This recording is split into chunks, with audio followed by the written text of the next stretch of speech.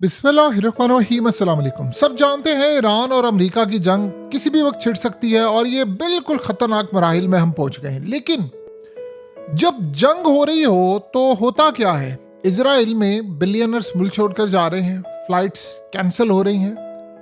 आप अंदाजा करें, जब ये सारा काम हो रहा है पूरी दुनिया में कोई इसराइल का दौरा करने को तैयार नहीं, तो आज मोदी इसराइल के दौरे पर पहुंचा है।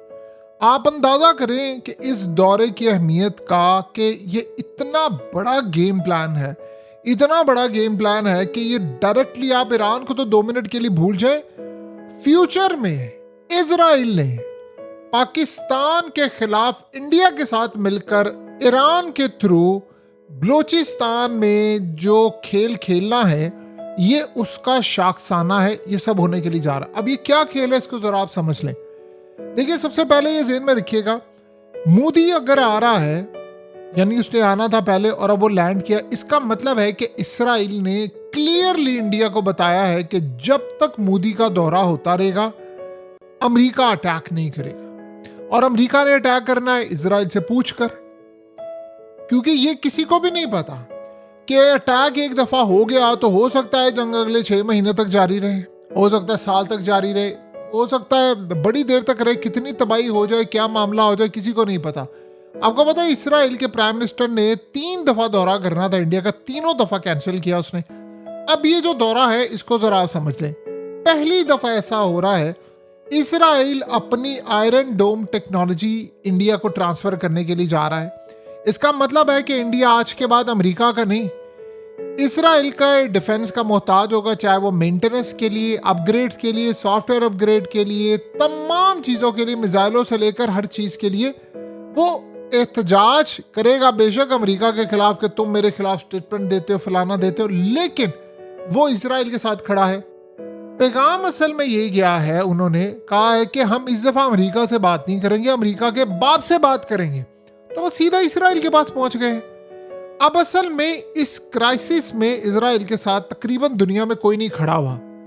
ये आप कहें कि इसराइल सारी दुनिया को मैनेज करता है, वो अलग बात है। खड़ा होना, ना यूरोप खड़ा है, ना मिडिल ईस्ट की कंट्रीज खड़ी हैं, सबको पता है। और ईरान इस चीज को देख रहा है कि पहले चाबहार प्रोजेक्ट खत्म करवाया, अब मोदी यहां पर है। अब ये जरा खेल समझ ले। देखिए, मुस्तकबिल का इस वक्त शाखसाना क्या बनने के लिए जा रहा है, जो प्लान है होगा क्या, ये तो आने वाला वक्त बताएगा। अब जाहिर सी बात है, ईरान ने भी तो धज्जियां उड़ा कर रखनी है अमेरिका और इसराइल की।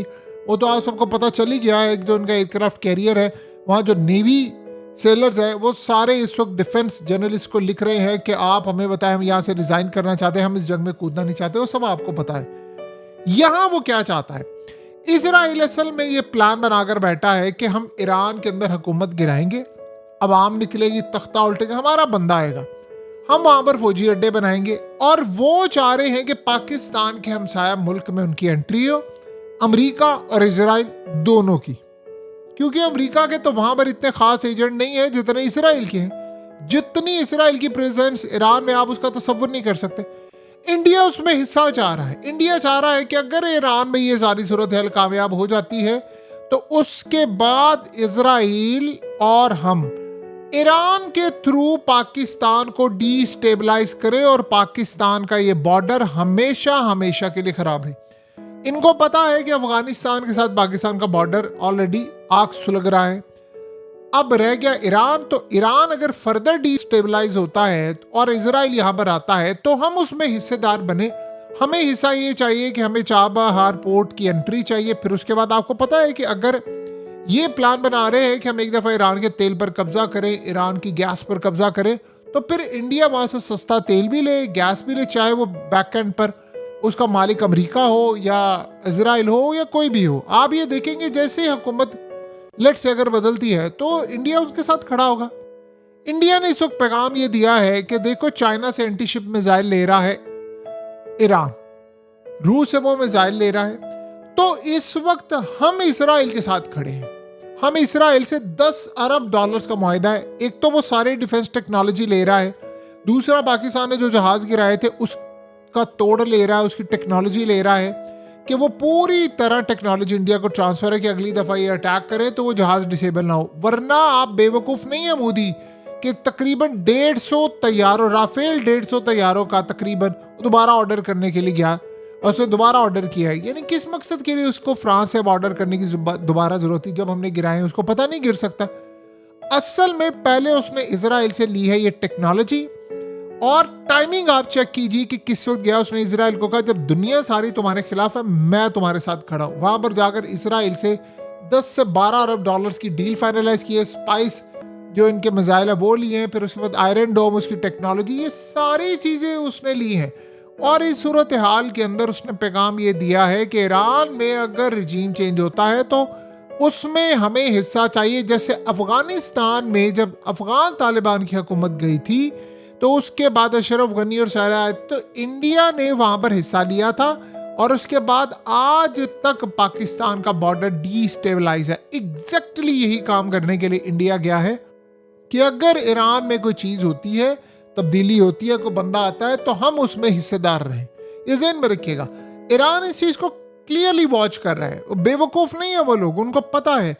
देखिए पहली बात तो ये है कि आप ईरान को डीस्टेबलाइज करने के चक्कर में आप पूरे रीजन को आग लगा देंगे। आयतुल्ला ने इस दफा कोई डिफेंसिव अप्रोच नहीं रखनी, वो एग्रेसिव है, उसने उड़ा कर रख देना है। तो कोई किसी गलत फहमी में ना रहे कि जी फलाना होगा ऐसा होगा। वो लड़ने मरने को तैयार बैठे हुए हैं।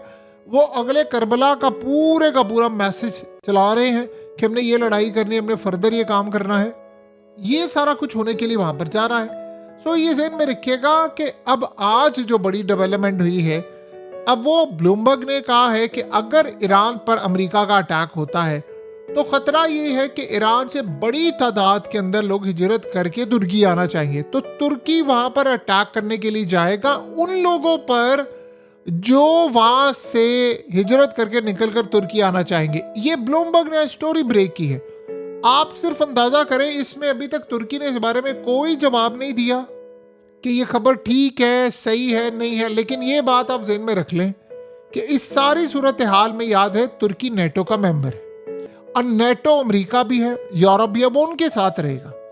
यानी आप ये सोचें कि अगर तुर्की, जब ये गजा की लड़ाई जारी थी, अगर तुर्की अटैक कर देता उस वक्त इसराइल पर, तो इसराइल ने फर्दर अटैक कर देना था तुर्की पर।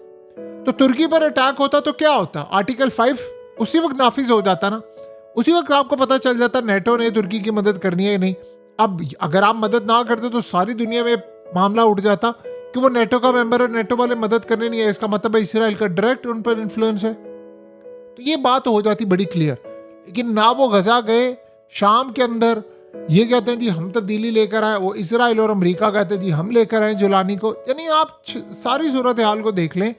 बचारों असद वहां से गया, उसका नुकसान किसको हो रहा है? अब ये सारा मिडिल ईस्ट इनको नुकसान हो रहा है, क्योंकि ना वहां पर रशिया है ना कोई और सूरत हाल, और उसने सारी नेवी सब कुछ तबाह कर दिया, पीछे बचा कुछ नहीं। ईरान के साथ भी यही काम करना चाहते हैं। इंडिया उसकी बैक पर खड़ा हुआ है कि अब एक तो वो अमेरिका को टाइट करना चाहता है, इंडिया अमेरिका का स्क्रू टाइट करना चाहता है, और वो खुद डायरेक्टली नहीं कर सकता, वो थ्रू इसराइल करेगा। उसने इसराइल से अपने ताल्लुकात बेहतर किए हैं कि हमें कोई भी इशू होगा हम इसराइल के थ्रू अब ये जाएंगे। तो आप सोचें, जैसे मोमेंट पर आप गौर करें कि क्राइसिस इतना बड़ा है कि आज नहीं तो कल किसी वक्त हमला हो जाना। उसने कहा कि पता नहीं बाद में बारी आती है कि नहीं, मैं यहां पर जाकर इसराइल को पैगाम दे दूं कि मैं क्राइसिस हूं।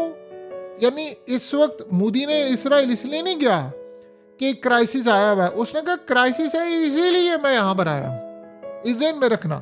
तो इस सूरत हाल के अंदर यानी पूरी तरह मामला अब क्लियर हो गया है कि इजराइल क्या चाह रहा है और इंडिया क्या चाह रहा है, और इंडिया बदले में पाकिस्तान के खिलाफ ये मामला चाहेगा। देखें ये बात समझे, ईरान को तबाह करने के बाद मोदी क्या चाहेगा? मोदी चाहेगा कि इजराइल फिर पाकिस्तान के खिलाफ खड़ा हो, इंटरनेशनल सतह पर अमेरिका के थ्रू पाबंदियां। और आपने देखा नहीं ये क्या कह रहे थे ईरान को कि तुम अपना मिसाइल प्रोग्राम 300 किलोमीटर तक रखो। ये शर्त थी ना बीच में कि भाई इसराइल तक कोई मिसाइल ना है। तो वो आहिस्ता आहिस्ता सारी इस्लामिक कंट्रीज के ऊपर आप देखेंगे अमेरिका के थ्रू ये काम करेंगे, और इंडिया उसमें चाह रहा है कि पाकिस्तान को रगड़ दे। आपको पता है जंग के अंदर इंडिया को पार्टिसिपेट करता है। इसराइल के ड्रोन्स पाकिस्तान आए थे और इसराइल के ही ऑपरेटर्स बैठकर वहां पर ये काम कर रहे थे। तो मोदी और इसराइल बिल्कुल इतने वो करीब है जिसका आप तसव्वुर नहीं कर सकते। रही बात अमेरिका की, देखिए एक बात ज़हन में रखिएगा, अमेरिका हालात के साथ है। हालात उसको लग रहा है आजकल इंडिया के खिलाफ है, तो वो अब आप सोचो, मुंह उठाकर उसने 11 तैयारे बोल दिए। उसने एक दफा ये नहीं कभी कहा, कभी जिंदगी के अंदर ट्रंप ने ये बात नहीं कही कि इंडिया के तैयारे 11 गिरे। वो जब भी बात करेगा कहेगा 5 गिरे हैं, 6 गिरे हैं, 7 गिरे हैं, 8 गिरे हैं, 10 गिरे हैं, 11 गिरे। वो कहेगा इस जंग में गिरे। कभी भी नहीं वो कहेगा कि इंडिया के गिरे। आप उसको देखें, जिस दिन उसकी इंडिया से डील हुई वो पलटा खाकर कह देगा कि जी किसी और के भी गिरे हैं, फलाना पाकिस्तान पर। इंडिया जो झूठ बोलता है वो इल्जाम लगा दे। आप क्या ट्रंप से कोई अच्छी उम्मीद रख सकते हैं? ये दौरा नहीं है, ये बहुत बड़ी डेवलपमेंट जंग का फैसला है।